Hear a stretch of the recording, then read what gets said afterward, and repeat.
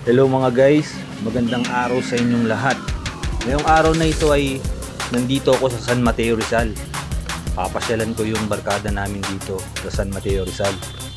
Nakatira nga pala siya sa papuntang Timberland sa C6. Matagal-tagal na rin akong hindi nagagawi sa kanila. Ngayong araw na to, trip kong puntahan siya. Itong lugar pala niya, mayroong mga bakanting lote. Nung pandemic, maraming pumupuntang mga siklista dito para tumambay at mag trail rides. Maikli lang itong trail na to, pero pwede na ring pagpraktisan.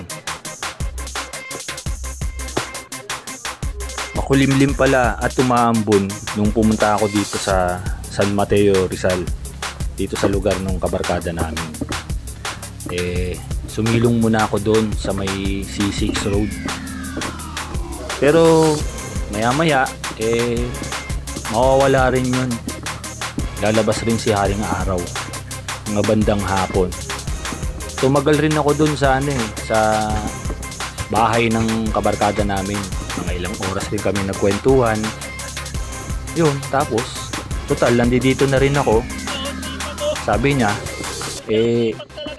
mag trail rides ka na rin, total dala mo rin na naman yung bike mo, subukan mo, kasi dati nakasubok na rin ako dyan yung pandemic. Grabe, ang ganda ng ganda ng 4x4 oh. Kung isang araw ko pa gusto pumunta dito kaso busy ka rin dyan. Basta pagkakasa mo ng Patiliban, kumaliwa ka na agad. Kasi kita mo na may daanan Tapos dahil na may puno, kumaliwa ka, makita mo yung mga baka.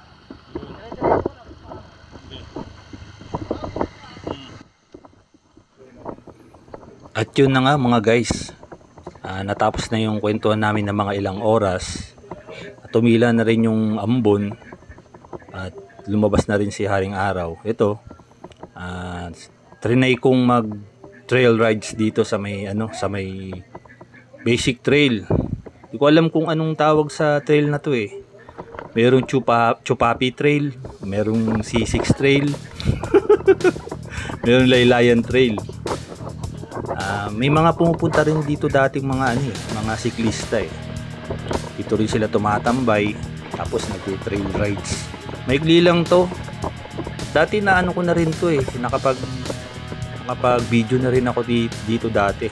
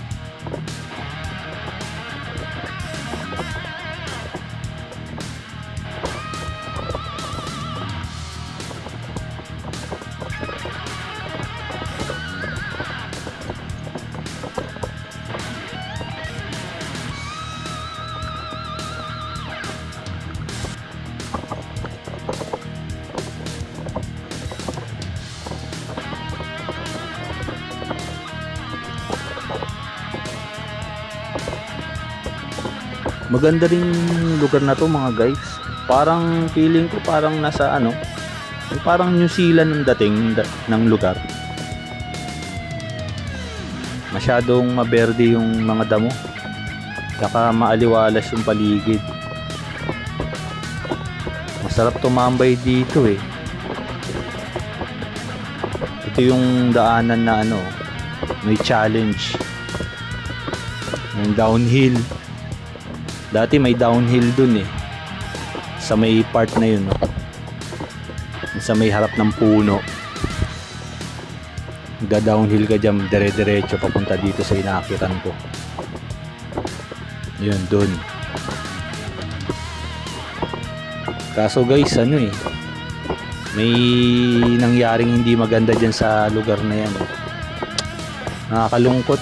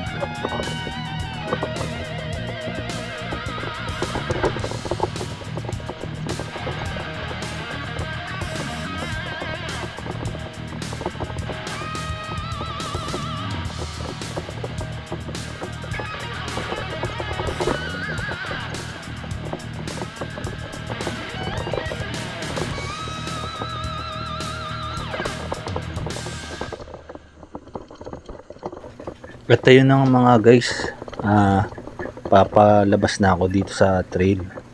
Bali sumaglit lang talaga ako para mapakita sa inyo at ma-share ko kung anong meron dito sa trail na to, kung ano yung itsura niya, para sa mga hindi pa nakakaalam. So guys, hanggang dito na lang. Maraming salamat sa panonood.